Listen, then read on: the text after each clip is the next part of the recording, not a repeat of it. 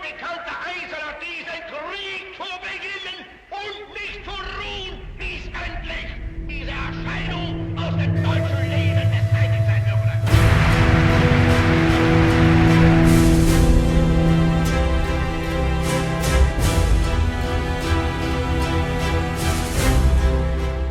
Ketika Perang Dunia Pertama berakhir pada tahun 1918, Jerman tidak hanya mengalami kekalahan militer, negara itu juga kehilangan stabilitas politik, kepercayaan diri nasional, dan arah masa depannya. Kekaisaran Jerman runtuh, ekonomi berada dalam keadaan rapuh, dan kehidupan politik dipenuhi konflik yang tidak kunjung selesai. Di berbagai kota, kemarahan dan kekecewaan terhadap kondisi negara menjadi topik yang sering muncul dalam percakapan sehari-hari. Dalam situasi yang penuh ketidakpastian itulah sebuah kelompok politik kecil mulai muncul di Munich pada awal dekade 1920-an. Organisasi ini tidak memiliki pengaruh besar, anggotanya sedikit, pertemuannya berlangsung sederhana, dan hampir tidak ada yang membayangkan bahwa gerakan ini suatu hari akan menentukan arah sejarah Jerman. Bagi banyak orang pada masa itu, kelompok ini hanyalah salah satu dari banyak organisasi politik kecil yang bermunculan di tengah kekacauan pasca perang. Namun situasi mulai berubah ketika seorang anggota baru mulai menarik perhatian dalam pertemuan-pertemuan partai tersebut. Ia bukan tokoh terkenal dan tidak memiliki posisi penting dalam pemerintahan, tetapi ia memiliki kemampuan berbicara di depan publik dengan sangat efektif. Dalam pidatonya, ia memanfaatkan kemarahan dan kekecewaan yang sedang dirasakan banyak orang. Ia mengkritik keras kondisi politik Jerman, menunjuk berbagai pihak sebagai penyebab krisis, dan menjanjikan kebangkitan nasional yang kuat. Dalam waktu yang relatif singkat, pertemuan-pertemuan kecil itu mulai menarik lebih banyak orang. Banyak yang datang bukan karena tertarik pada organisasinya, tetapi karena ingin mendengar pidato dari orator yang semakin dikenal tersebut. Ide-ide yang sebelumnya hanya dibahas di ruang pertemuan kecil, mulai menyebar lebih luas melalui pamflet, poster, dan rapat politik yang semakin besar. Simbol-simbol baru diperkenalkan, dan pesan-pesan politik yang sederhana namun mudah diingat mulai disebarluaskan secara sistematis. Perkembangan ini terjadi bersamaan dengan situasi ekonomi dan sosial yang semakin tidak stabil di Jerman. Inflasi menghancurkan nilai tabungan masyarakat, pengangguran meningkat tajam, dan bentrokan politik sering terjadi di jalan-jalan kota antara berbagai kelompok yang saling bermusuhan. Dalam suasana yang penuh ketidakpastian seperti itu, pesan politik yang menjanjikan ketertiban, kekuatan, dan pihak-pihak tertentu untuk disalahkan mulai menarik perhatian semakin banyak orang. Partai kecil yang sebelumnya hampir tidak dikenal itu perlahan berubah menjadi kekuatan politik yang semakin berpengaruh. Melalui propaganda yang terorganisir, kampanye yang agresif, dan kemampuan memanfaatkan krisis nasional, dukungan terhadap gerakan ini terus meningkat.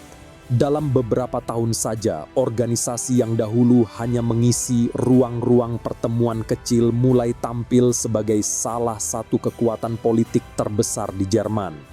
Hal yang membuat perkembangan ini semakin mengejutkan adalah cara kekuasaan itu akhirnya diperoleh. Tidak ada revolusi besar yang secara langsung menggulingkan pemerintah. Tidak ada invasi militer yang merebut ibu kota. Sebaliknya, kekuasaan itu diraih melalui rangkaian proses politik yang secara formal terlihat sah, melalui pemilu, koalisi politik, dan keputusan-keputusan negara yang tampaknya mengikuti aturan yang berlaku. Dari sebuah kelompok kecil di Munich, perjalanan politik itu akhirnya membawa Jerman menuju salah satu periode paling kelam dalam sejarah modern. Dalam waktu yang relatif singkat, gerakan tersebut berubah menjadi rezim yang mengendalikan negara, membangun sistem kekuasaan yang sangat terpusat, dan pada akhirnya mendorong dunia ke dalam perang global yang menghancurkan.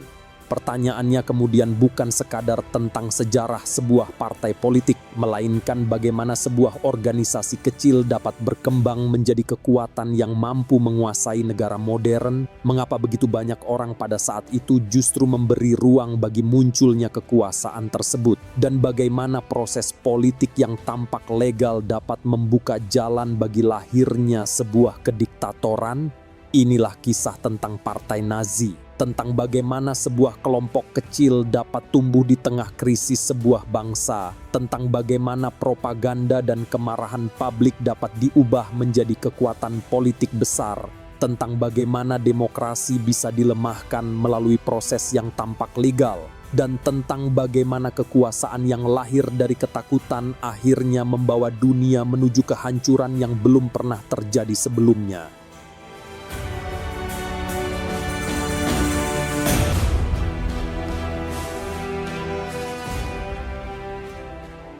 Pada bulan November tahun 1918, Perang Dunia Pertama berakhir dengan kekalahan bagi Jerman. 4 tahun sebelumnya, Kekaisaran Jerman memasuki perang dengan keyakinan bahwa perang akan berlangsung singkat dan membawa keuntungan strategis bagi negara tersebut.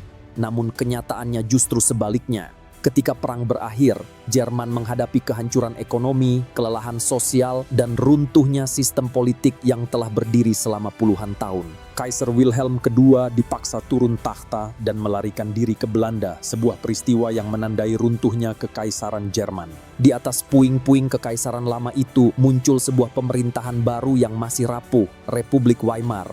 Bagi banyak warga Jerman, kekalahan ini terasa mengejutkan sekaligus memalukan. Ketika gencatan senjata ditandatangani, sebagian besar pasukan Jerman masih berada di wilayah musuh. Hal ini memunculkan keyakinan bahwa mereka sebenarnya tidak benar-benar kalah di medan perang.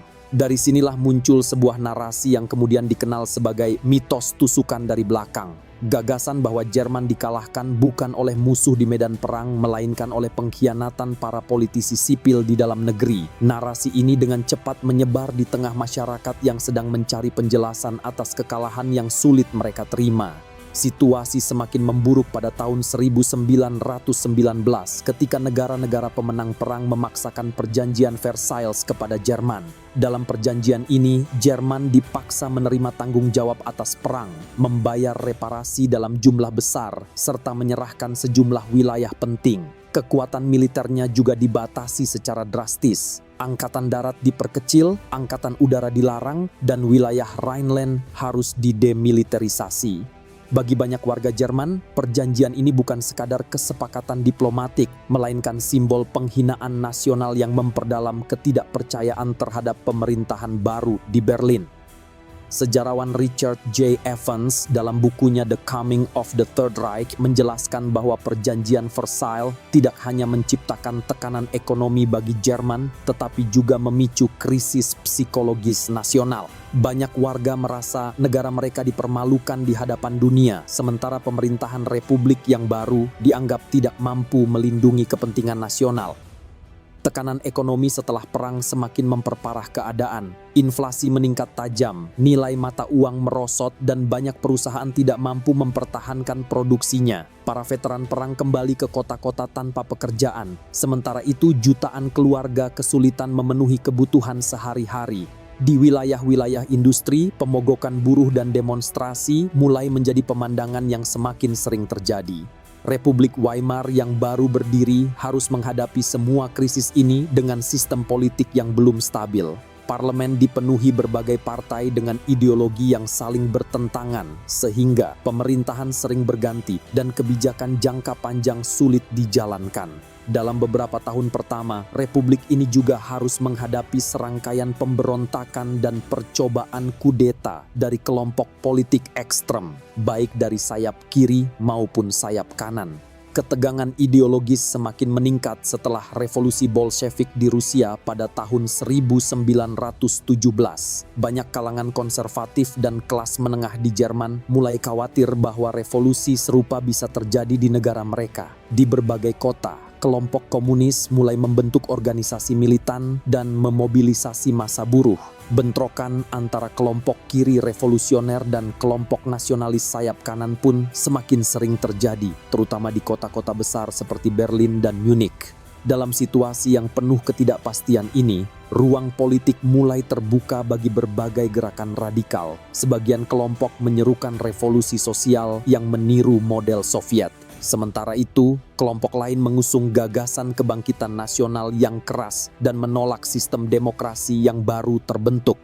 Berbagai organisasi kecil pun bermunculan, mencoba memanfaatkan kemarahan publik, krisis ekonomi, dan rasa frustrasi yang melanda masyarakat Jerman.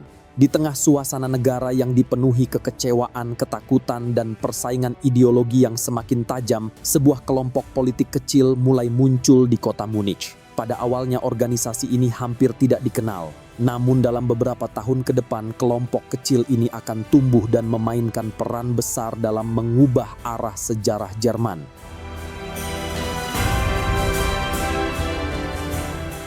Pada awal tahun 1919, kota Munich masih dipenuhi ketegangan politik setelah berakhirnya Perang Dunia Pertama. Berbagai kelompok kecil mulai bermunculan dengan agenda yang berbeda-beda. Sebagian menyerukan revolusi sosialis seperti yang terjadi di Rusia, sementara kelompok lain menuntut kebangkitan nasional yang keras dan menolak sistem demokrasi baru yang dibangun oleh Republik Weimar.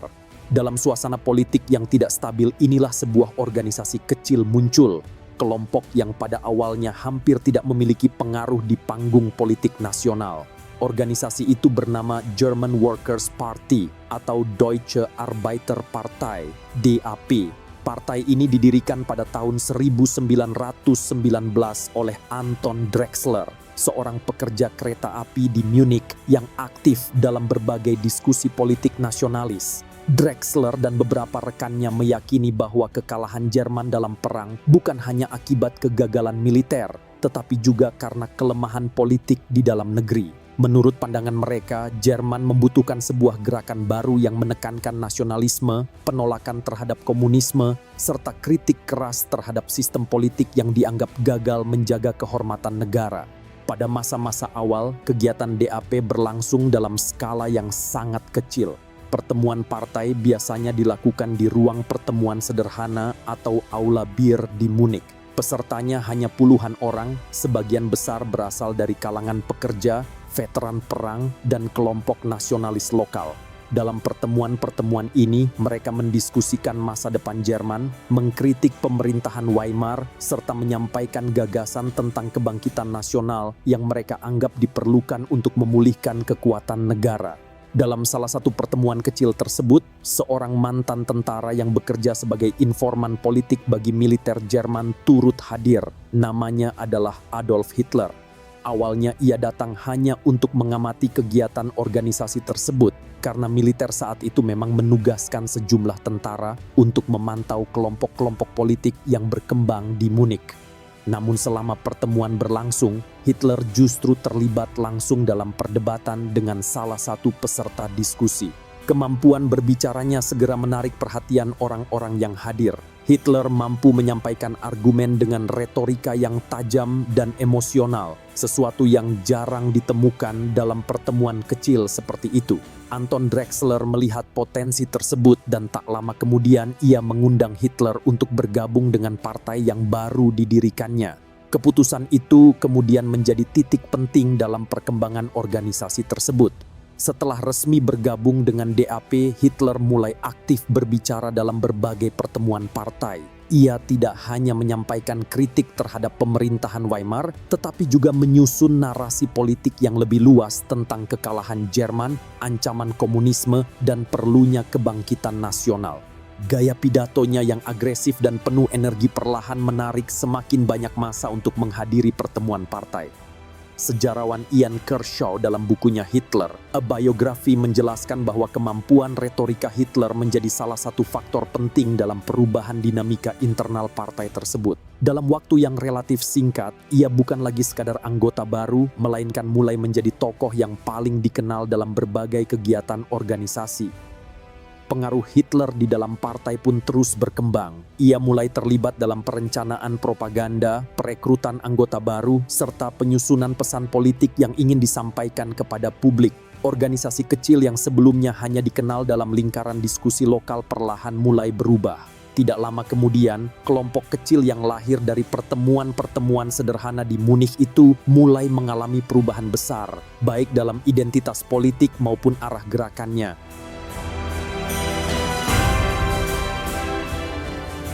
Perkembangan organisasi yang sebelumnya hanya dikenal dalam lingkaran diskusi kecil di Munich mulai berubah ketika para pemimpinnya menyadari bahwa mereka membutuhkan identitas politik yang lebih jelas dan mudah dikenali.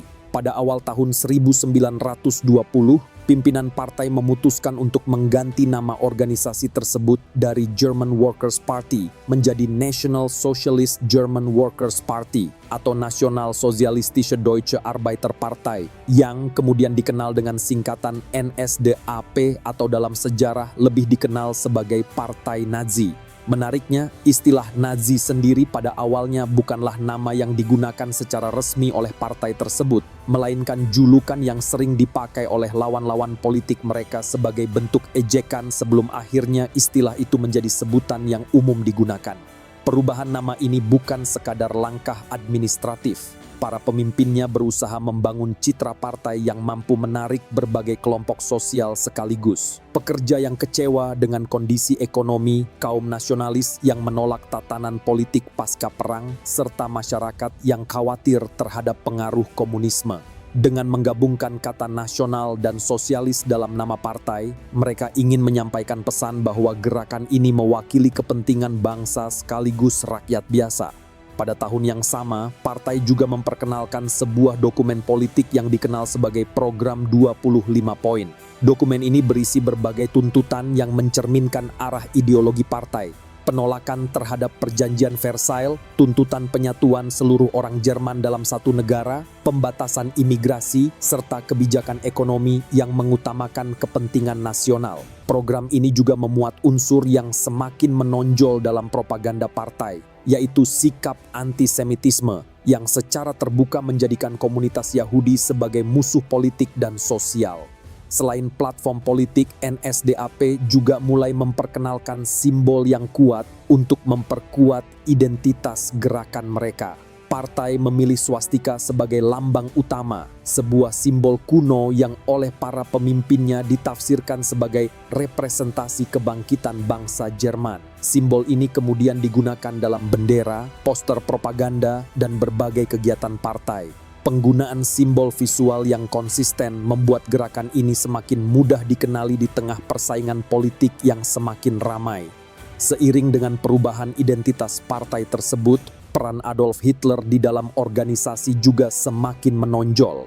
Ia mulai menjadi pembicara utama dalam berbagai pertemuan politik yang diselenggarakan NSDAP di Munich dan kota-kota sekitarnya. Dalam pidato-pidatonya, Hitler menyusun narasi yang menghubungkan berbagai keluhan masyarakat Jerman, kekalahan perang, krisis ekonomi, dan ketidakstabilan politik ke dalam satu pesan yang sederhana, bahwa negara itu membutuhkan kepemimpinan kuat dan arah nasional yang tegas.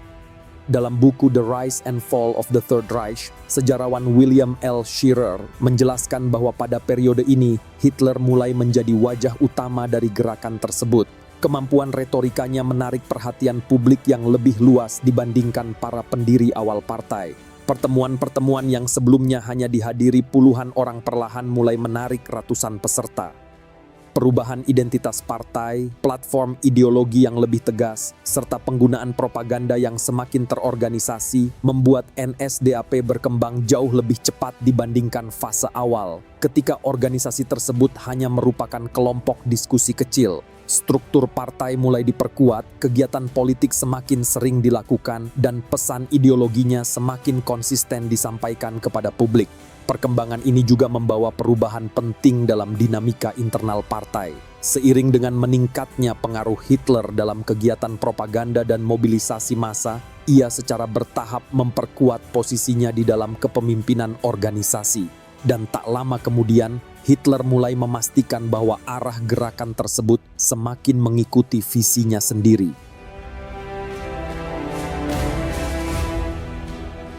Perubahan identitas dan meningkatnya pengaruh NSDAP di Munich membawa konsekuensi penting bagi struktur internal partai tersebut. Seiring dengan meningkatnya popularitas pertemuan-pertemuan politik yang dipimpin oleh Adolf Hitler, posisinya di dalam organisasi juga semakin kuat. Banyak anggota baru bergabung bukan karena kedekatan dengan para pendiri awal partai, melainkan karena tertarik pada pidato dan pesan politik yang disampaikannya. Situasi ini perlahan mengubah keseimbangan kekuasaan di dalam NSDAP. Pada tahun 1921, setelah serangkaian konflik internal mengenai arah kepemimpinan partai, Hitler mengambil langkah tegas. Ia menuntut agar struktur organisasi diubah sehingga kepemimpinan partai berada di bawah kendali yang lebih terpusat. Ketika beberapa tokoh partai menolak usulan tersebut, Hitler mengancam akan keluar dari organisasi. Mengingat popularitasnya yang semakin besar di antara para anggota, ancaman itu justru mendorong sebagian besar pimpinan partai untuk mendukungnya. Keputusan itu menjadi titik balik penting dalam sejarah partai. Pada pertengahan tahun 1921, Hitler secara resmi ditetapkan sebagai pemimpin utama partai. Sejak saat itu, NSDAP mulai meninggalkan model organisasi kolektif yang lazim digunakan oleh banyak partai politik lain. Sebagai gantinya, NSDAP dibangun berdasarkan prinsip kepemimpinan tunggal yang dikenal sebagai Führerprinzip atau prinsip pemimpin tertinggi. Dalam struktur ini, keputusan politik mengalir dari atas ke bawah dan loyalitas kepada pemimpin menjadi unsur utama dalam organisasi. Untuk memperkuat posisi partai di tengah persaingan politik yang semakin keras di jalanan kota-kota Jerman, NSDAP mulai membentuk unit paramiliter yang dikenal sebagai Sturmabteilung atau SA. Pada awalnya pasukan ini bertugas menjaga keamanan dalam pertemuan-pertemuan partai yang seringkali terganggu oleh kelompok politik lawan. Namun dalam praktiknya, SA dengan cepat berkembang menjadi kekuatan jalanan yang digunakan untuk menghadapi organisasi komunis dan kelompok kiri lainnya. Salah satu tokoh penting dalam pembentukan kekuatan ini adalah Ernst Röhm, seorang mantan perwira militer yang memiliki pengalaman dalam organisasi paramiliter pasca perang. Röhm membantu membangun SA menjadi struktur yang lebih terorganisasi, dengan merekrut anggota dari kalangan veteran perang dan pemuda nasionalis.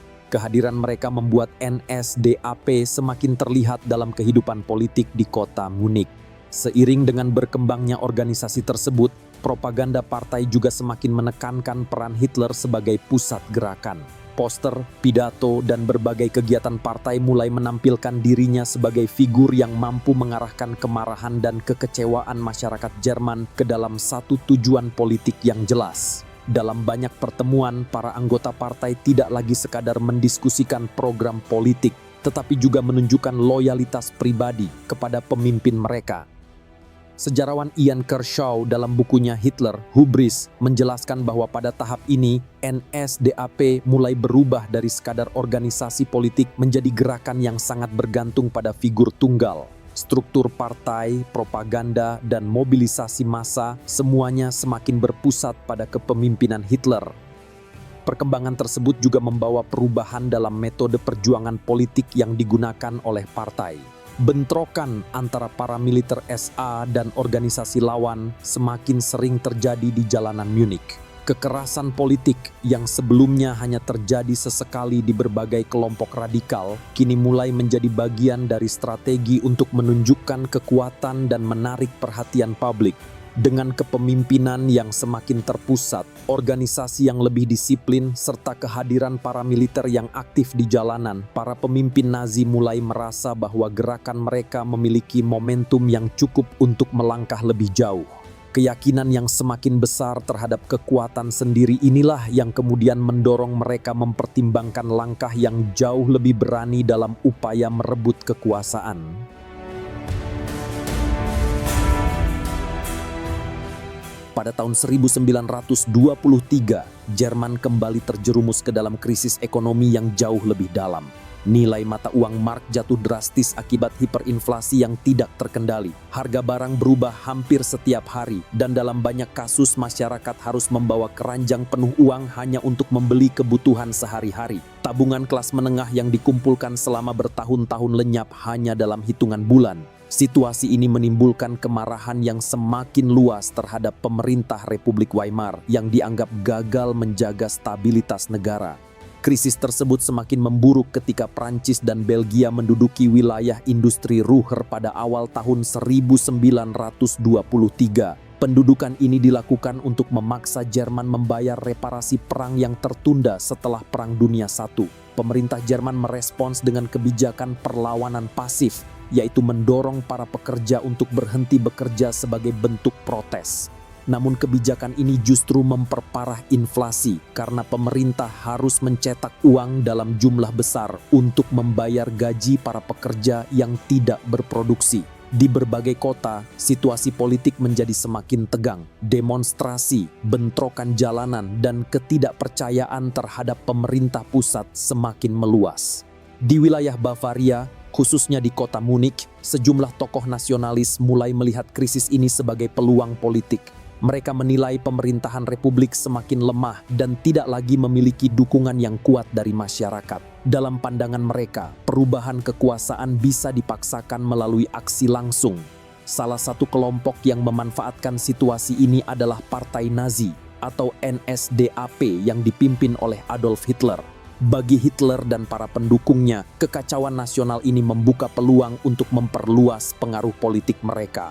Pada malam 8 November 1923, Hitler bersama para pemimpin Partai Nazi dan anggota pasukan paramiliter SA memasuki Bürgerbräukeller, sebuah aula bir besar di Munich. Di tempat itu, para pejabat penting pemerintahan Bavaria sedang menyampaikan pidato di hadapan ratusan orang. Hitler kemudian masuk bersama pasukan bersenjata dan mengumumkan bahwa sebuah revolusi nasional telah dimulai. Dan ia menyatakan bahwa pemerintahan Bavaria dan pemerintah pusat di Berlin akan segera digulingkan.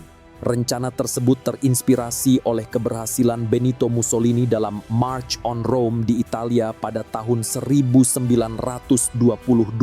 Hitler berharap strategi serupa dapat berhasil di Jerman. Dengan menguasai Munich terlebih dahulu, ia berharap dukungan militer dan politik akan mengalir kepada gerakannya, dan kemudian mereka berencana bergerak menuju Berlin untuk merebut kekuasaan di tingkat nasional. Namun kenyataan di lapangan tidak berjalan sesuai rencana. Dukungan dari aparat negara yang diharapkan tidak pernah benar-benar datang. Pada 9 November 1923, Hitler dan para pengikutnya mencoba berbaris menuju pusat kota Munich, tetapi pasukan polisi telah bersiap menghadang mereka. Bentrokan singkat terjadi di jalanan. Dalam beberapa menit, tembakan dilepaskan dan belasan orang tewas di tempat. Kudeta itu pun gagal total. Hitler sempat melarikan diri dari lokasi bentrokan, tetapi 2 hari kemudian ia berhasil ditangkap oleh pihak berwenang. Partai Nazi kemudian dinyatakan sebagai organisasi terlarang, sementara para pemimpinnya dihadapkan pada pengadilan atas tuduhan makar terhadap negara. Namun proses pengadilan yang berlangsung pada tahun 1924 justru memberi Hitler kesempatan yang tidak terduga. Sidang tersebut mendapat perhatian luas dari media nasional, dan Hitler memanfaatkan ruang pengadilan sebagai panggung politik. Dalam pidatonya, ia menolak disebut sebagai pengkhianat negara. Sebaliknya, ia menggambarkan dirinya sebagai seorang patriot yang berusaha menyelamatkan Jerman dari kelemahan politik dan dari ancaman ideologi yang menurutnya merusak bangsa. Sejarawan Ian Kershaw dalam bukunya Hitler, Hubris mencatat bahwa persidangan ini secara tidak langsung memperkenalkan Hitler kepada audiens nasional yang jauh lebih luas. Tokoh yang sebelumnya hanya dikenal di lingkaran politik Munich kini mulai muncul sebagai figur nasional dalam pemberitaan media Jerman. Pada akhirnya, Hitler dijatuhi hukuman penjara, namun hukuman tersebut relatif ringan dibandingkan dengan hukuman yang biasanya diberikan kepada pelaku makar. Ia dipenjara di penjara Landsberg selama beberapa bulan. Sementara itu, Partai Nazi untuk sementara waktu dilarang beroperasi. Ironisnya, kegagalan kudeta yang dimaksudkan untuk merebut kekuasaan secara cepat justru menjadi titik penting dalam perkembangan gerakan Nazi. Selama masa penahanan inilah, Hitler mulai memikirkan kembali arah perjuangan politiknya, bukan lagi melalui pemberontakan spontan, melainkan melalui strategi yang lebih sistematis dan terencana. Kegagalan kudeta Munich pada tahun 1923 membuat Adolf Hitler harus menjalani masa penahanan di penjara Landsberg. Secara formal, peristiwa ini menghentikan aktivitas politiknya untuk sementara. Namun di balik tembok penjara itu, Hitler justru memanfaatkan waktu untuk menyusun gagasan-gagasan yang menurutnya akan menjadi dasar ideologi bagi gerakan yang ia pimpin. Selama beberapa bulan penahanan, Hitler mulai mendiktekan sebuah naskah panjang kepada salah satu pengikut terdekatnya, Rudolf Hess. Naskah inilah yang kemudian diterbitkan dengan judul Mein Kampf, yang dalam bahasa Jerman berarti perjuanganku. Buku tersebut bukan sekadar autobiografi atau kumpulan pengalaman politik pribadi. Di dalamnya, Hitler berusaha merumuskan sebuah kerangka ideologi yang menurutnya dapat menjelaskan berbagai persoalan yang dihadapi Jerman setelah Perang Dunia Pertama. Ia menafsirkan kekalahan Jerman bukan sebagai akibat dari kesalahan militer atau kegagalan strategi perang. Sebaliknya, Hitler menggambarkannya sebagai bagian dari konflik ideologis dan rasial yang menurut pandangannya sedang berlangsung di seluruh Eropa. Salah satu gagasan utama dalam buku tersebut adalah keyakinan tentang adanya hierarki ras manusia. Hitler berpendapat bahwa sejarah dunia digerakkan oleh persaingan antar ras. Dalam pandangannya, bangsa Jerman yang ia sebut sebagai bagian dari ras Arya memiliki posisi yang lebih tinggi dibandingkan kelompok lain. Hitler meyakini bahwa kekuatan sebuah negara bergantung pada kemampuan ras yang dianggap dominan untuk menjaga kemurnian dan mempertahankan kekuasaannya. Dalam kerangka ideologis tersebut, komunitas Yahudi ditempatkan sebagai musuh utama. Hitler menggambarkan mereka sebagai kekuatan yang menurutnya merusak masyarakat melalui pengaruh ekonomi, politik, dan budaya.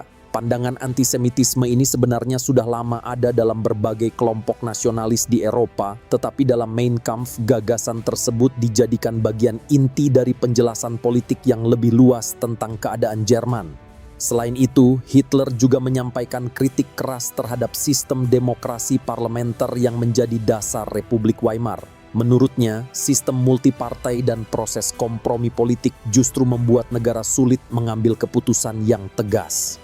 Hitler berpendapat bahwa negara yang kuat membutuhkan kepemimpinan tunggal yang mampu menentukan arah bangsa tanpa terhambat oleh perdebatan politik yang panjang.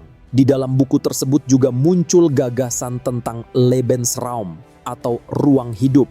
Menurut Hitler, bangsa Jerman membutuhkan wilayah yang lebih luas untuk berkembang, terutama di kawasan Eropa Timur. Menurutnya, ekspansi wilayah merupakan langkah yang diperlukan untuk menyediakan sumber daya, lahan pertanian, dan ruang bagi pertumbuhan populasi Jerman di masa depan. Sejarawan Richard J. Evans dalam bukunya The Coming of the Third Reich menjelaskan bahwa Mein Kampf menjadi dokumen penting karena di dalamnya Hitler tidak hanya menyampaikan pandangan pribadi, tetapi juga memaparkan arah ideologis yang kelak diikuti oleh gerakan Nazi. Meskipun pada awal penerbitannya buku ini belum banyak dibaca secara luas, gagasan-gagasan di dalamnya kemudian menjadi dasar bagi propaganda dan kebijakan politik Nazi di tahun-tahun berikutnya. Bagi Hitler sendiri, masa penahanan tersebut juga menjadi kesempatan untuk mengevaluasi kegagalan strategi sebelumnya. Upaya perebutan kekuasaan melalui pemberontakan bersenjata terbukti tidak berhasil. Setelah menyelesaikan masa hukuman dan kembali ke dunia politik, ia mulai menyadari bahwa jalan menuju kekuasaan kemungkinan besar harus ditempuh melalui cara yang berbeda. Bukan melalui kudeta mendadak, melainkan melalui proses politik yang lebih panjang, terorganisasi, dan memanfaatkan sistem yang sudah ada.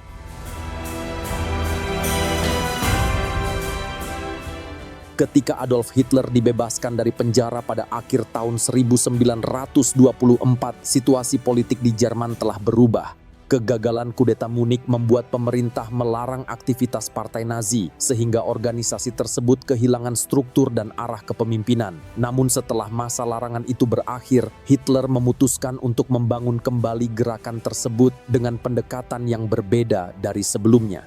Langkah pertama yang dilakukan Hitler adalah mengaktifkan kembali NSDAP sebagai organisasi politik yang sah. Jika pada masa awalnya partai ini lebih berpusat di Munich, kali ini struktur organisasi dibangun dengan jangkauan yang jauh lebih luas. Dari pusatnya di Munich, pimpinan partai mulai membentuk cabang-cabang organisasi di berbagai wilayah Jerman. Setiap wilayah dibagi ke dalam unit organisasi yang lebih kecil, lengkap dengan jaringan kader, perekrut anggota, dan struktur komando yang jelas. Dengan sistem ini, partai tidak lagi bergantung pada pertemuan-pertemuan lokal, tetapi berkembang menjadi jaringan politik yang tersebar di seluruh Jerman. Perubahan penting lainnya adalah upaya memperkuat organisasi pendukung di luar struktur partai inti. Nazi mulai membangun berbagai kelompok yang menyasar lapisan masyarakat tertentu, mulai dari organisasi pemuda, kelompok perempuan, hingga jaringan pekerja dan profesional. Tujuannya adalah memperluas pengaruh ideologi partai ke berbagai sektor kehidupan sosial. Dengan pendekatan ini, propaganda Nazi tidak hanya hadir dalam pidato politik, tetapi juga dalam kegiatan organisasi sehari-hari yang menjangkau masyarakat luas. Pada saat yang sama, struktur keamanan internal partai juga mengalami perubahan. Jika sebelumnya SA dikenal sebagai kekuatan paramiliter yang sering terlibat dalam bentrokan jalanan, maka dalam periode ini muncul unit baru yang lebih kecil tetapi lebih disiplin, Schutzstaffel atau SS. Organisasi ini pada awalnya dibentuk sebagai unit pengawal pribadi bagi Hitler, tetapi kemudian berkembang menjadi struktur yang memiliki fungsi politik dan keamanan yang semakin besar di dalam gerakan Nazi. Salah satu tokoh yang berperan besar dalam pengembangan organisasi tersebut adalah Heinrich Himmler. Di bawah kepemimpinannya, SS perlahan dibentuk menjadi organisasi yang menekankan loyalitas ideologis dan disiplin organisasi yang ketat. Meskipun pada tahap awal jumlah anggotanya masih kecil, struktur ini kelak akan menjadi salah satu institusi paling berpengaruh dalam pemerintahan Nazi. Selain memperkuat organisasi internal, Nazi juga mulai mengembangkan strategi propaganda yang lebih terencana. Pertemuan partai dirancang secara lebih sistematis, sementara poster dan pamflet propaganda disebarkan ke berbagai kota. Berbagai kegiatan publik juga dimanfaatkan untuk memperkenalkan pesan politik partai kepada masyarakat. Dalam periode ini, Nazi tidak lagi hanya mengandalkan pidato Hitler di ruang-ruang pertemuan kecil, tetapi mulai mengembangkan pendekatan komunikasi yang dirancang untuk menjangkau audiens yang lebih luas. Sejarawan Richard J. Evans dalam bukunya The Coming of the Third Reich menjelaskan bahwa setelah tahun 1925, NSDAP mulai berubah menjadi organisasi politik modern yang memiliki struktur nasional yang terkoordinasi. Partai ini tidak lagi bergerak sebagai kelompok pemberontak lokal, melainkan sebagai mesin politik yang secara sistematis membangun dukungan di berbagai wilayah Jerman. Perubahan strategi ini juga terlihat dalam cara Nazi memandang perebutan kekuasaan. Setelah kegagalan kudeta sebelumnya, Hitler menyimpulkan bahwa kekuasaan negara harus diraih melalui jalur yang tampak legal. Partai Nazi mulai berpartisipasi dalam pemilu, berusaha memenangkan kursi di parlemen, dan menggunakan sistem demokrasi yang ada untuk memperluas pengaruh politik mereka. Proses reorganisasi ini berlangsung selama beberapa tahun dan secara perlahan memperkuat posisi partai Nazi di panggung politik Jerman. Namun momentum yang benar-benar mempercepat pertumbuhan gerakan ini baru muncul ketika kondisi ekonomi global kembali mengalami guncangan besar. Sebuah krisis yang membuka peluang politik yang jauh lebih luas bagi Nazi.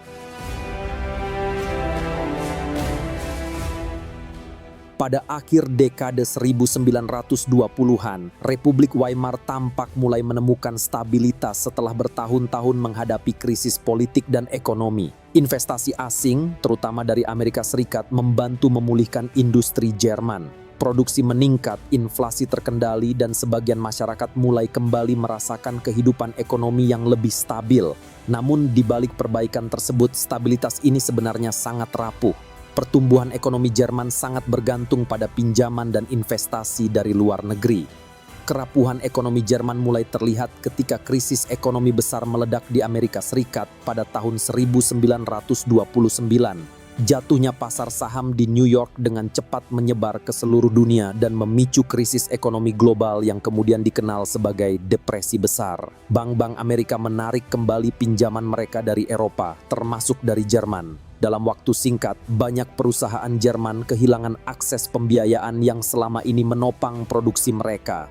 Dampaknya terhadap ekonomi Jerman terjadi dengan sangat cepat. Banyak mulai pabrik mengurangi produksi, bahkan sebagian lainnya terpaksa menutup operasinya. Pengangguran meningkat tajam dan jutaan orang kehilangan pekerjaan. Pada awal tahun 1930-an, jumlah pengangguran di Jerman mencapai lebih dari 6 juta orang. Di banyak kota, antrean panjang untuk mendapatkan bantuan sosial bahkan menjadi pemandangan sehari-hari. Krisis ekonomi ini tidak hanya menimbulkan kesulitan finansial, tetapi juga mengguncang kepercayaan masyarakat terhadap sistem politik yang ada. Banyak warga mulai merasa bahwa pemerintah Republik Weimar tidak mampu mengatasi situasi yang semakin memburuk. Di parlemen, koalisi partai sering terpecah dalam perdebatan panjang mengenai kebijakan ekonomi, sementara kondisi di lapangan terus memburuk. Situasi inilah yang kemudian dimanfaatkan oleh Partai Nazi. Dalam berbagai pidato dan kampanye politiknya, Adolf Hitler menyampaikan pesan yang sederhana tetapi efektif. Krisis yang dialami Jerman bukan hanya masalah ekonomi, melainkan akibat dari kepemimpinan politik yang lemah dan sistem yang menurutnya tidak mampu melindungi kepentingan bangsa.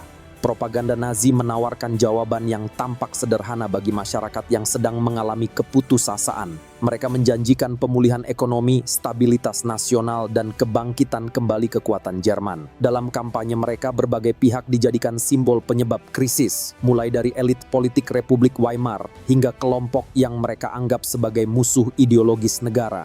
Pada periode inilah propaganda Nazi berkembang jauh lebih sistematis dibandingkan sebelumnya. Salah satu tokoh penting dalam perubahan tersebut adalah Joseph Goebbels. Ia memainkan peran besar dalam merancang strategi komunikasi politik yang lebih modern.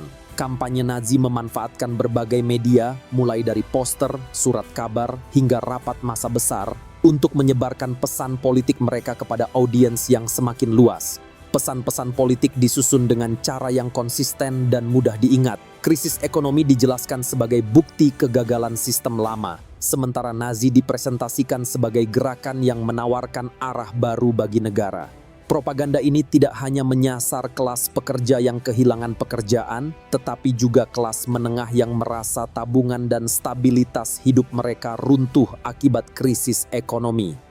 Seiring meningkatnya dukungan publik, hasil pemilu mulai menunjukkan perubahan besar dalam peta politik Jerman. Dalam pemilu Reichstag tahun 1930, Partai Nazi mengalami lonjakan suara yang sangat signifikan dan menjadi salah satu partai terbesar di parlemen. Hanya dalam beberapa tahun, partai yang sebelumnya hampir tidak memiliki pengaruh nasional berubah menjadi salah satu kekuatan politik utama di Jerman. Lonjakan dukungan tersebut terus berlanjut dalam pemilu-pemilu berikutnya. Rapat umum Partai Nazi mulai menarik ribuan peserta di berbagai kota. Nama Hitler pun semakin dikenal di seluruh Jerman.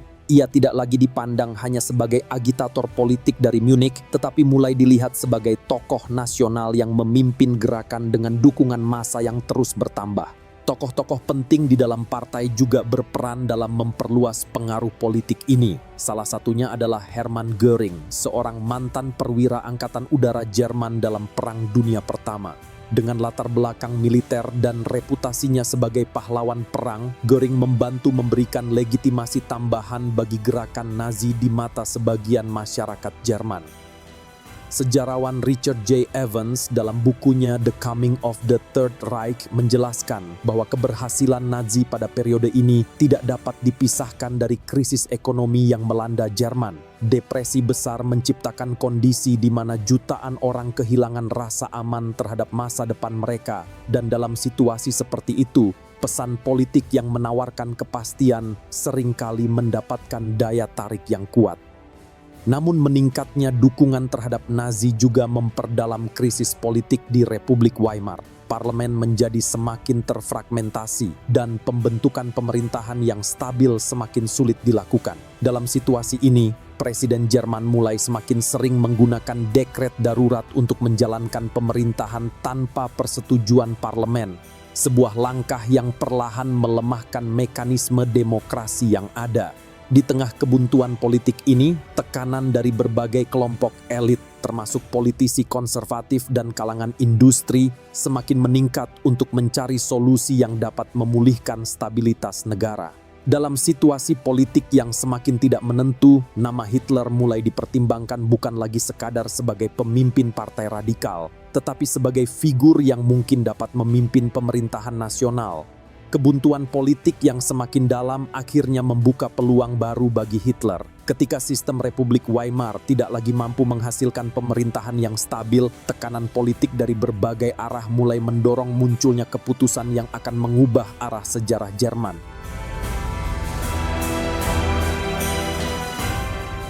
Pada awal tahun 1933, Republik Weimar berada di ambang kegagalan politik. Dalam beberapa tahun sebelumnya, pemerintahan Jerman silih berganti tanpa pernah menghasilkan stabilitas yang bertahan lama. Parlemen terpecah ke dalam berbagai partai yang saling bertentangan, sementara krisis ekonomi yang berkepanjangan membuat kepercayaan publik terhadap sistem politik semakin melemah. Di tengah kebuntuan politik tersebut, sejumlah elit konservatif mulai mencari cara untuk membentuk pemerintahan baru yang mereka harapkan mampu memulihkan stabilitas negara. Sebagian dari mereka melihat meningkatnya dukungan terhadap Partai Nazi sebagai kenyataan politik yang tidak dapat diabaikan. Namun pada saat yang sama, mereka percaya bahwa tokoh utama gerakan tersebut masih dapat dikendalikan jika ditempatkan dalam struktur pemerintahan yang lebih luas dan diawasi oleh tokoh-tokoh lama. Tokoh yang dimaksud tentu saja adalah Adolf Hitler. Setelah serangkaian negosiasi politik yang melibatkan Presiden Jerman saat itu, Paul von Hindenburg, serta sejumlah politisi konservatif, keputusan penting akhirnya diambil. Pada tanggal 30 Januari tahun 1933, Hitler secara resmi diangkat sebagai kanselir Jerman. Bagi sebagian elit konservatif yang mendukung keputusan tersebut, langkah ini dianggap sebagai kompromi politik. Mereka beranggapan bahwa dengan menempatkan Hitler dalam posisi kanselir, sementara posisi penting lain dalam kabinet dipegang oleh tokoh konservatif, pemerintahan baru dapat tetap berada di bawah kendali mereka. Dalam pandangan mereka, Hitler dapat dimanfaatkan untuk menarik dukungan massa tanpa benar-benar menguasai seluruh sistem negara. Namun perhitungan tersebut segera terbukti keliru. Beberapa minggu setelah Hitler menjabat, sebuah peristiwa dramatis terjadi yang mengubah situasi politik secara drastis. Pada malam 27 Februari tahun 1933, gedung parlemen Jerman, Reichstag, terbakar. Dalam hitungan jam, kebakaran tersebut berubah menjadi krisis nasional. Pemerintah segera menyatakan bahwa peristiwa tersebut merupakan bagian dari rencana pemberontakan komunis untuk menggulingkan negara. Kebakaran Reichstag memberikan alasan bagi pemerintah baru untuk mengambil langkah-langkah darurat. Dengan persetujuan Presiden Hindenburg, pemerintah mengeluarkan dekret yang menangguhkan berbagai kebebasan sipil yang dijamin oleh Konstitusi Weimar. Hak kebebasan pers, kebebasan berkumpul, dan perlindungan terhadap penahanan tanpa proses hukum secara efektif dibatasi. Langkah ini segera diikuti dengan penangkapan massal terhadap para aktivis politik dari partai-partai oposisi, terutama dari kalangan komunis dan sosialis. Kantor partai ditutup, surat kabar oposisi dibungkam, dan banyak tokoh politik ditahan tanpa proses pengadilan yang jelas. Aparat keamanan negara bersama kelompok paramiliter Nazi menjadi pelaksana utama dalam operasi ini. Dalam waktu singkat, keseimbangan kekuatan politik di Jerman mulai berubah. Partai-partai oposisi kehilangan kemampuan untuk berorganisasi secara efektif, sementara Partai Nazi memperluas kendali mereka ke berbagai institusi negara. Namun langkah yang paling menentukan terjadi beberapa minggu kemudian. Pada bulan Maret tahun 1933, pemerintah Nazi mengajukan sebuah undang-undang yang dikenal sebagai Enabling Act. Undang-undang ini memberi wewenang kepada pemerintah untuk membuat hukum tanpa persetujuan parlemen selama 4 tahun. Secara praktis, langkah ini memindahkan kekuasaan legislatif dari Reichstag ke tangan kabinet yang dipimpin oleh Hitler. Proses pengesahan undang-undang tersebut berlangsung dalam suasana tekanan politik yang sangat kuat. Banyak anggota parlemen oposisi telah ditangkap atau tidak dapat menghadiri sidang. Sementara itu, pasukan SE dan SS berjaga di sekitar gedung parlemen selama pemungutan suara berlangsung. Meski berlangsung dalam tekanan, Enabling Act akhirnya disahkan dengan dukungan mayoritas anggota Reichstag yang hadir. Dengan keputusan tersebut, kerangka konstitusional Republik Weimar secara efektif dilemahkan. Pemerintah kini memiliki kekuasaan yang sangat luas untuk mengeluarkan undang-undang tanpa mekanisme pengawasan parlementer yang sebelumnya menjadi dasar sistem demokrasi Jerman. Sejarawan Richard J. Evans dalam bukunya The Coming of the Third Reich menjelaskan bahwa pengesahan Enabling Act menjadi titik balik yang menentukan dalam proses transformasi politik Jerman. Melalui mekanisme hukum yang tampak sah, pemerintahan Hitler memperoleh kekuasaan yang memungkinkan mereka membongkar institusi demokrasi dari dalam. Setelah undang-undang tersebut disahkan, pemerintah Nazi bergerak cepat untuk memperkuat kendali atas negara. Pemerintah daerah di berbagai wilayah ditempatkan di bawah pengawasan pejabat Nazi, serikat pekerja independen dibubarkan, dan berbagai organisasi masyarakat mulai disesuaikan dengan struktur politik baru yang sedang dibangun.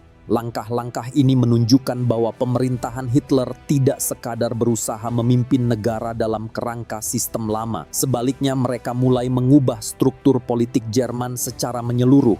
Ketika seluruh kekuasaan negara secara bertahap terkonsentrasi di tangan pemerintah Nazi, proses yang dimulai melalui keputusan politik yang tampak legal itu akhirnya membawa konsekuensi yang jauh lebih besar. Struktur demokrasi yang sebelumnya menjadi dasar Republik Weimar perlahan menghilang, digantikan oleh sistem kekuasaan yang semakin terpusat di bawah kendali rezim baru.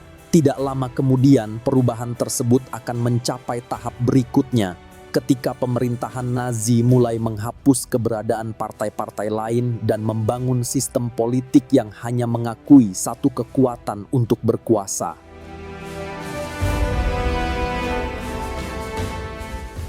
Setelah memperoleh kekuasaan yang sangat luas melalui perubahan hukum dan tekanan politik, pemerintahan Nazi bergerak cepat untuk menyingkirkan sisa-sisa oposisi yang masih ada di dalam sistem politik Jerman. Proses ini tidak dilakukan dalam satu langkah besar, tetapi melalui serangkaian kebijakan yang secara bertahap menutup ruang bagi keberadaan partai-partai lain. Dalam beberapa bulan setelah pemerintahan baru terbentuk, organisasi politik yang menentang Nazi mulai dibubarkan atau dipaksa menghentikan aktivitasnya. Kantor-kantor partai oposisi disita, surat kabar mereka ditutup, dan para pemimpinnya banyak yang ditahan. Pada pertengahan tahun 1933, pemerintah secara resmi mengeluarkan undang-undang yang melarang pembentukan partai politik baru. Dengan keputusan tersebut, Jerman secara efektif berubah menjadi negara satu partai yang berada di bawah kendali penuh partai Nazi.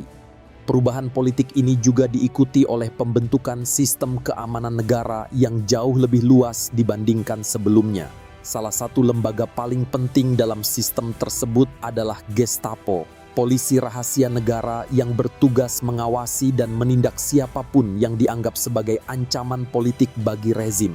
Gestapo memiliki kewenangan yang sangat luas, termasuk menahan seseorang tanpa melalui proses pengadilan yang jelas. Dengan jaringan informan yang tersebar luas, Gestapo menciptakan suasana ketakutan di berbagai lapisan masyarakat. Kritik terhadap pemerintah, bahkan yang diucapkan dalam percakapan pribadi, bisa berujung penyelidikan atau penangkapan. Dalam banyak kasus, orang yang ditahan tidak pernah mendapatkan kesempatan untuk membela diri di pengadilan. Untuk menampung para tahanan politik, pemerintah Nazi juga mulai membangun jaringan kamp konsentrasi. Pada tahap awal, kamp-kamp ini digunakan untuk menahan lawan politik seperti aktivis komunis, sosialis, serta tokoh oposisi lainnya. Kamp pertama didirikan di Dachau pada tahun 1933 dan kemudian menjadi model bagi fasilitas serupa yang didirikan di berbagai wilayah Jerman. Pengawasan terhadap sistem ini semakin diperkuat oleh peran Heinrich Himmler yang secara bertahap memperluas kekuasaan organisasi SS. Di bawah kepemimpinannya, SS berkembang dari unit pengawal kecil menjadi institusi yang memiliki peran penting dalam sistem keamanan negara. Himmler menekankan loyalitas ideologis yang ketat dan organisasi ini kemudian menjadi salah satu pilar utama dalam mempertahankan kekuasaan rezim Nazi. Namun konsolidasi kekuasaan tidak hanya menyasar kepada lawan politik di luar partai. Di dalam tubuh gerakan Nazi sendiri terdapat ketegangan yang semakin meningkat, terutama antara kepemimpinan partai dan organisasi paramiliter SA yang jumlah anggotanya terus berkembang. SA yang dipimpin oleh Ernst Röhm memiliki pengaruh besar di jalanan dan seringkali menuntut peran politik yang lebih luas dalam pemerintahan baru. Bagi Hitler dan para pemimpin Nazi lainnya, situasi ini menimbulkan masalah serius. Sebagian elit militer Jerman memandang SA sebagai organisasi yang terlalu besar dan sulit dikendalikan, sementara Hitler sendiri membutuhkan dukungan militer untuk memperkuat pemerintahannya. Ketegangan tersebut akhirnya mencapai puncaknya pada tahun 1934. Pada akhir Juni tahun itu, Hitler memerintahkan sebuah operasi yang kemudian dikenal sebagai Night of the Long Knives. Dalam operasi tersebut, sejumlah pemimpin SA termasuk Ernst Röhm ditangkap dan dieksekusi. Selain tokoh-tokoh SA, beberapa lawan politik lama dari berbagai kelompok juga menjadi korban dalam tindakan tersebut.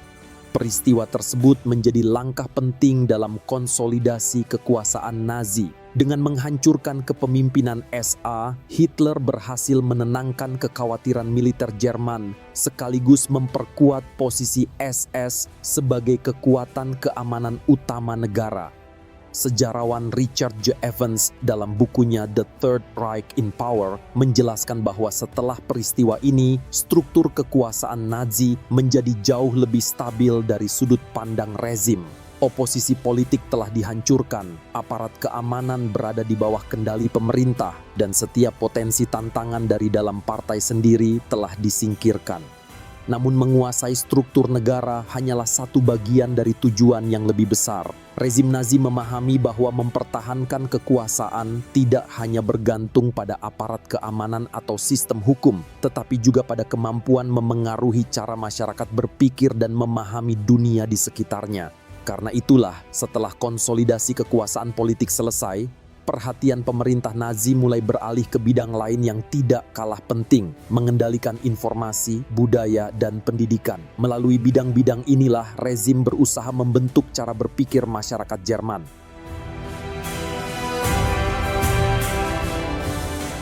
Setelah berhasil mengonsolidasikan kekuasaan politik dan menghancurkan oposisi, rezim Nazi menyadari bahwa kontrol terhadap negara tidak hanya bergantung pada aparat keamanan. Untuk mempertahankan kekuasaan jangka panjang, mereka harus memengaruhi cara berpikir masyarakat. Karena itulah pemerintah Nazi mulai membangun sistem propaganda berskala besar, sebuah mesin komunikasi yang dirancang untuk membentuk opini publik dan menanamkan loyalitas kepada negara serta pemimpinnya. Tokoh utama dalam sistem ini adalah Joseph Goebbels, yang pada tahun 1933 diangkat sebagai Menteri Propaganda dan Pencerahan Publik. Di bawah kepemimpinannya, pemerintah Nazi secara sistematis mengambil alih kendali hampir seluruh media komunikasi di Jerman. Surat kabar, radio, penerbitan buku, teater, hingga industri film berada di bawah pengawasan negara. Tujuannya bukan hanya membatasi kritik terhadap pemerintah, tetapi juga memastikan bahwa setiap informasi yang beredar di masyarakat selaras dengan ideologi Nazi. Pada masa itu, radio menjadi salah satu alat propaganda paling efektif bagi rezim Nazi. Pemerintah memproduksi radio murah yang dikenal sebagai Volksempfänger, sehingga semakin banyak masyarakat Jerman dapat mendengarkan siaran pemerintah. Melalui siaran radio, pidato-pidato Adolf Hitler dan propaganda rezim dapat menjangkau jutaan orang secara langsung. Dengan siaran radio yang terkoordinasi, pemerintah mampu menciptakan kesan bahwa pesan politik yang disampaikan merupakan suara nasional yang didengar bersama oleh seluruh rakyat Jerman. Selain radio, propaganda visual juga memainkan peran penting. Poster, film dokumenter, dan berita film yang diputar sebelum pertunjukan bioskop dirancang untuk menampilkan citra negara yang kuat dan masyarakat yang bersatu. Banyak film propaganda menggambarkan rezim Nazi sebagai penyelamat yang mengembalikan kebanggaan Jerman setelah masa krisis ekonomi dan politik pada tahun-tahun sebelumnya. Gambar-gambar yang digunakan dalam propaganda tersebut disusun dengan sangat hati-hati untuk membentuk persepsi publik tentang kekuatan dan stabilitas pemerintahan baru. Salah satu demonstrasi propaganda paling spektakuler dapat dilihat dalam Nuremberg Rally, pertemuan tahunan partai Nazi yang diadakan di kota Nuremberg. Acara ini melibatkan puluhan ribu anggota partai, pasukan paramiliter, dan berbagai organisasi massa yang berkumpul dalam barisan besar yang terorganisasi dengan sangat rapi.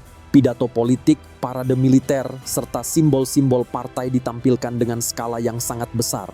Semua dirancang untuk menciptakan satu pesan yang jelas. Partai Nazi adalah gerakan yang kuat, disiplin, dan didukung oleh massa yang besar. Rezim Nazi tidak hanya menargetkan masyarakat dewasa, generasi muda juga menjadi fokus utama. Organisasi Hitler Youth dibentuk untuk membentuk pola pikir anak-anak dan remaja Jerman sejak usia dini.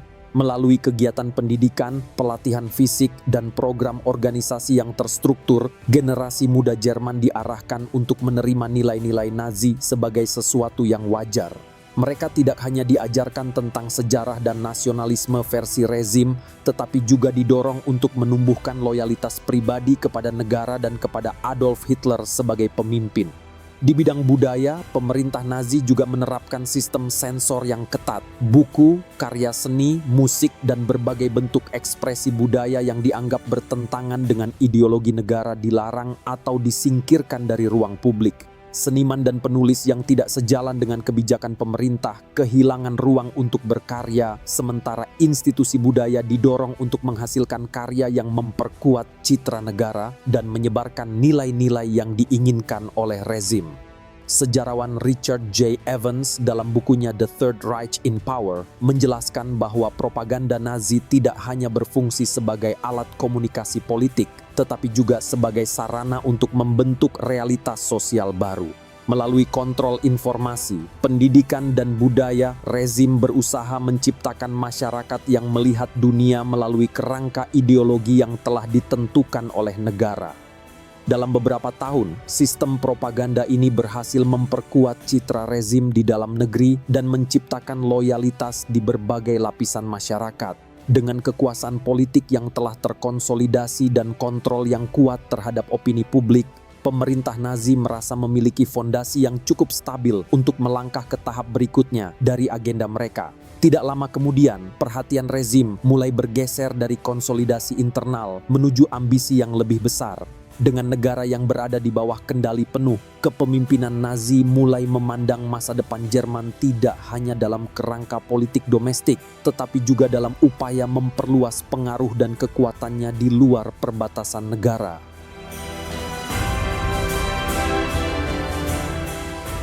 Pada pertengahan dekade 1930-an, rezim Nazi merasa fondasi kekuasaan mereka di dalam negeri sudah cukup kokoh. Aparat negara berada di bawah kendali rezim, oposisi politik telah disingkirkan, dan propaganda berhasil membangun citra kepemimpinan yang kuat di mata sebagian besar masyarakat Jerman.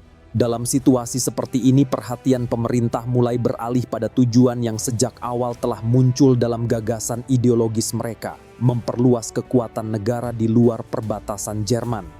Langkah pertama yang memperlihatkan arah kebijakan tersebut terjadi pada tahun 1938 melalui peristiwa yang dikenal sebagai Anschluss. Dalam peristiwa tersebut, Jerman secara efektif menggabungkan Austria ke dalam wilayahnya. Pemerintah Nazi menekan pemerintah Austria melalui kombinasi tekanan politik, propaganda, dan ancaman militer. Ketika pasukan Jerman akhirnya memasuki Austria pada bulan Maret tahun 1938, peristiwa itu disajikan oleh propaganda Nazi sebagai penyatuan kembali bangsa Jerman yang sebelumnya terpisah oleh perbatasan politik. Keberhasilan Anschluss memberi kepercayaan diri baru bagi pemerintah Nazi. Mereka mulai yakin bahwa ekspansi wilayah bisa dilakukan tanpa memicu perang besar dengan negara-negara Eropa lainnya. Sejak saat itu, Jerman meningkatkan tekanan diplomatik terhadap negara-negara tetangganya, terutama pada wilayah yang memiliki populasi etnis Jerman. Dalam beberapa kasus, tekanan ini menghasilkan konsesi politik dari negara-negara yang berusaha menghindari perang terbuka dengan Jerman yang semakin kuat. Namun di dalam negeri, kebijakan rezim juga menunjukkan eskalasi yang semakin keras terhadap kelompok yang dianggap musuh ideologis. Pada bulan November tahun 1938, gelombang kekerasan besar menyasar komunitas Yahudi di berbagai kota di Jerman dan Austria. Peristiwa ini dikenal sebagai Kristallnacht atau Malam Kaca Pecah, merujuk pada pecahan kaca dari toko-toko dan rumah ibadah Yahudi yang dihancurkan selama serangan tersebut. Sinagoga dibakar, toko dijarah, dan ribuan orang Yahudi ditangkap. Peristiwa Kristallnacht menandai fase baru dalam kebijakan anti-Yahudi Nazi yang sebelumnya telah dimulai melalui berbagai undang-undang diskriminatif. Di saat yang sama, pemerintah Nazi juga mempercepat pembangunan kekuatan militernya. Angkatan bersenjata diperluas, industri persenjataan ditingkatkan, dan perekonomian mulai diarahkan untuk mendukung persiapan perang.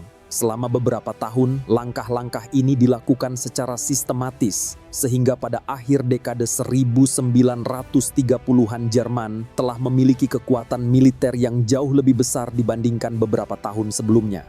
Pada tahun 1939, ketegangan yang telah berkembang di Eropa akhirnya mencapai titik kritis. Pada tanggal 1 September tahun 1939, pasukan Jerman melancarkan invasi ke Polandia. Serangan ini segera memicu reaksi dari Inggris dan Prancis yang 2 hari kemudian menyatakan perang terhadap Jerman. Dengan demikian, konflik yang awalnya bermula dari ekspansi regional berubah menjadi perang besar yang melibatkan kekuatan-kekuatan utama di Eropa. Pada tahap awal konflik, militer Jerman meraih serangkaian kemenangan cepat yang mengejutkan banyak pihak. Keberhasilan ini didukung oleh strategi yang dikenal sebagai Blitzkrieg atau perang kilat. Strategi ini menggabungkan serangan cepat tank, dukungan pesawat tempur, dan pergerakan pasukan darat yang terkoordinasi dengan sangat cepat. Dengan metode ini, pasukan Jerman mampu menembus garis pertahanan musuh dalam waktu singkat dan menguasai wilayah luas sebelum lawan sempat membangun pertahanan yang efektif. Serangkaian kemenangan awal ini memperkuat citra kekuatan militer Jerman dan memperlihatkan bahwa rezim Nazi telah mencapai puncak kekuasaannya. Negara yang beberapa tahun sebelumnya masih bergulat dengan krisis politik dan ekonomi kini muncul sebagai kekuatan militer dominan di Eropa. Namun di balik kemenangan-kemenangan awal tersebut, perang juga membawa konsekuensi yang jauh lebih besar. Konflik yang dimulai dari ekspansi wilayah akhirnya berkembang menjadi konfrontasi global yang melibatkan banyak negara dan front pertempuran yang semakin luas. Dalam waktu singkat, ambisi ekspansi yang sebelumnya terlihat membawa kemenangan cepat mulai menghadapi tantangan yang jauh lebih berat. Pertempuran di berbagai front, keterlibatan kekuatan besar dunia, serta tekanan ekonomi akibat perang yang berkepanjangan secara perlahan mulai mengubah arah konflik dan pada akhirnya akan menentukan nasib rezim Nazi itu sendiri.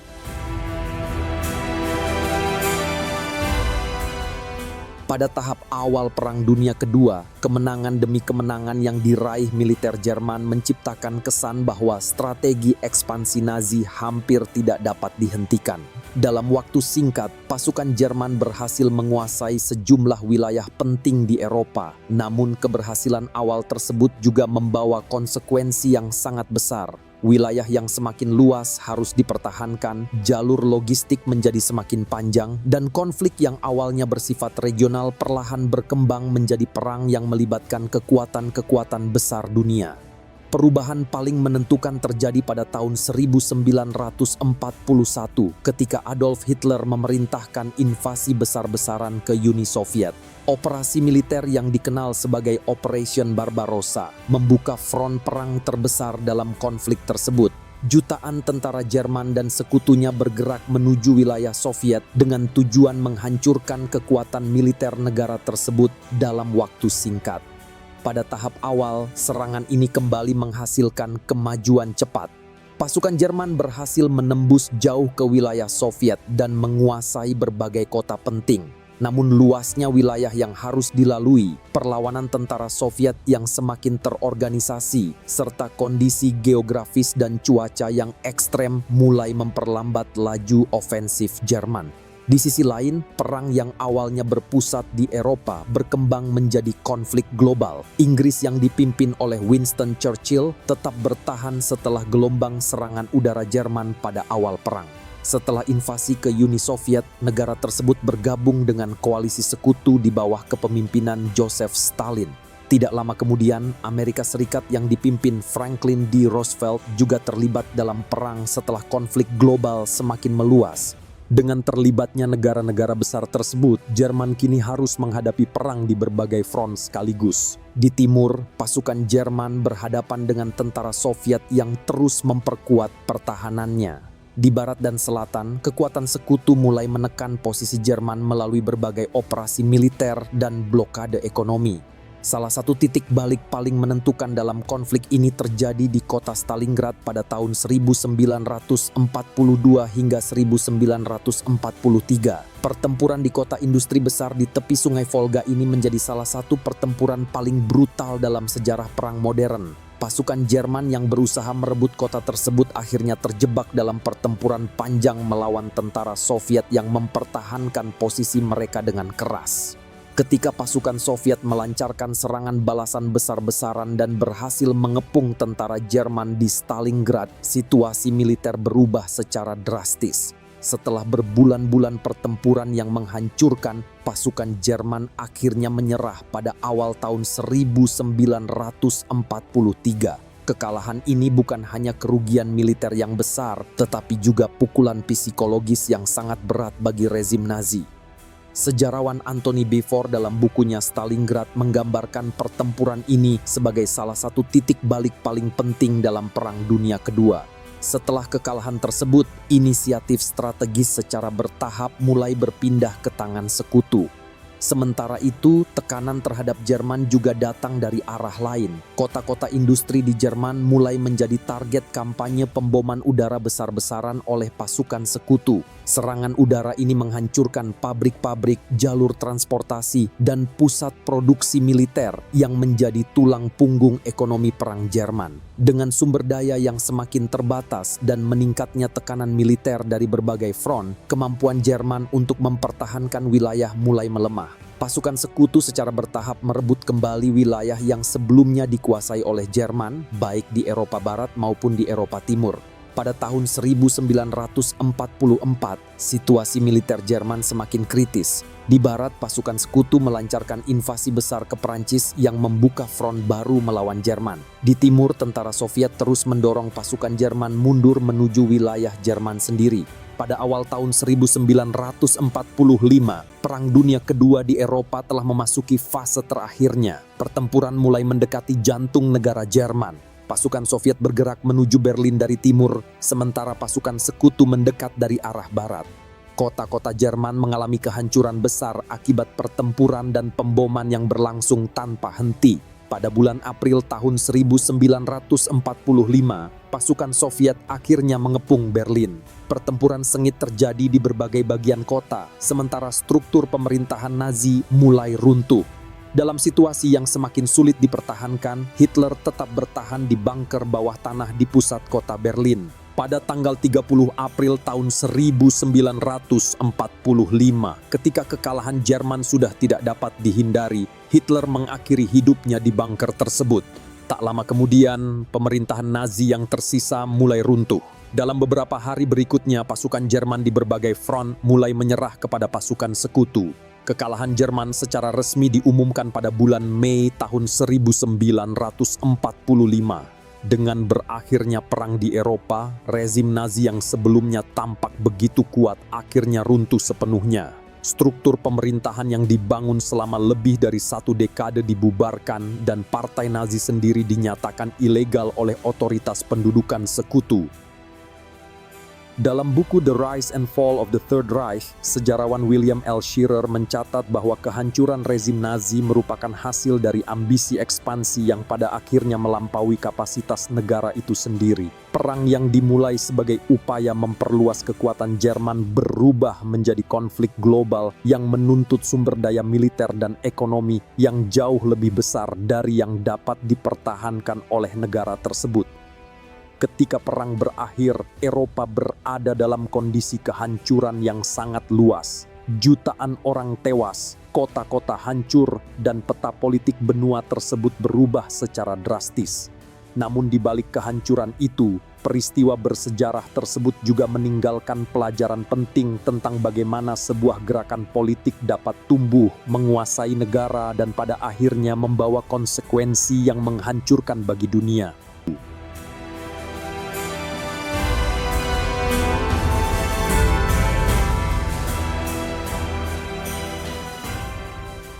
Perjalanan partai Nazi menunjukkan bagaimana perubahan besar dalam sejarah seringkali tidak dimulai dari kekuatan yang sudah mapan. Gerakan ini berawal dari sebuah organisasi kecil yang lahir di tengah krisis politik dan kekecewaan nasional setelah Perang Dunia Pertama.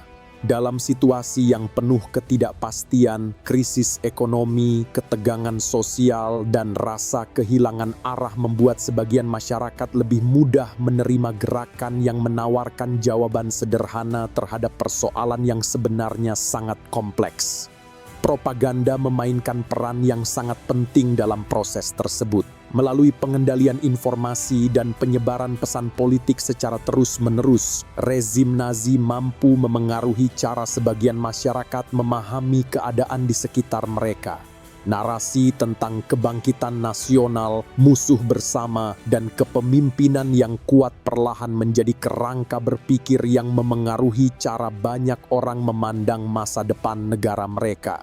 Pada saat yang sama, pengalaman ini juga memperlihatkan bagaimana sistem demokrasi dapat melemah, bukan hanya melalui kekerasan terbuka, tetapi juga melalui mekanisme hukum yang terlihat sah. Kekuasaan politik dapat berubah secara bertahap ketika institusi demokrasi kehilangan keseimbangan dan ketika tekanan krisis membuat masyarakat bersedia menerima langkah-langkah luar biasa yang sebelumnya sulit dibayangkan. Ideologi yang dibangun di atas kebencian terhadap kelompok tertentu juga memperlihatkan bagaimana gagasan politik dapat berkembang menjadi kebijakan yang membawa dampak kemanusiaan yang sangat besar. Ketika negara menggabungkan kekuasaan politik, aparat keamanan, dan propaganda dalam satu arah ideologis, batas antara kebijakan negara dan kekerasan sistematis bisa dengan cepat menghilang. Pada akhirnya, kekuasaan yang dibangun tanpa batas juga membawa konsekuensinya sendiri. Ambisi ekspansi yang semakin luas, konflik dengan kekuatan besar dunia, dan perang yang berkepanjangan pada akhirnya menghancurkan sistem yang sebelumnya tampak begitu kuat. Sejarah kebangkitan dan keruntuhan Nazi menjadi pengingat bahwa stabilitas politik dan kebebasan tidak pernah benar-benar terjamin selamanya. Keduanya selalu bergantung pada keseimbangan institusi, kewaspadaan masyarakat, dan kemampuan sebuah negara untuk mempertahankan prinsip-prinsip yang menjadi dasar sistem politiknya.